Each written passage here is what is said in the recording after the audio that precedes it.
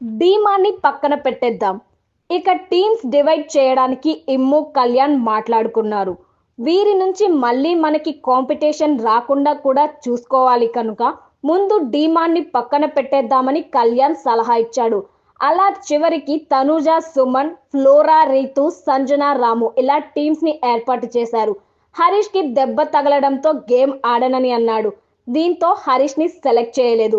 ఇక 3 టీమ్స్ కి గేమ్ పెట్టి అందులో నుంచి గెలిచిన ఒక్కొక్కరిని కంటెండర్ గా సెలెక్ట్ చేస్తారన్నమాట. పెద్ద టాస్కే పెట్టాడయ్యా. ఇక వీళ్ళకి పెట్టే టాస్క్ కి సంబంధించిన ఏర్పాట్లు గార్డెన్ ఏరియాలో చేశారు.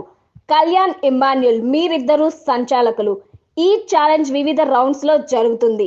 స్టార్ట్ బజర్ మోగగానే ఒక జంట వచ్చి ఎల్లో లైన్ స్టార్ట్ పాయింట్ నుంచి తాళ్లతో కూడిన ఆ ఉచ్చు లోపలికి వెళ్ళి దాని నుంచి బయటకొచ్చి టైర్స్ లోపల తమ అడుగులు ఉండేలా నడుచుకుంటూ వెళ్ళి అక్కడున్న వుడెన్ ఫ్లాంక్ ని దాటి బోన్ ని తీసుకోవాలి. ఎవరైతే ముందుగా ఆ బోన్ ని తీసుకుంటారో వారు ఆ రౌండ్ విజేతలవుతారు. అలానే కెప్టెన్సీ కంటెండర్లు అవుతారు.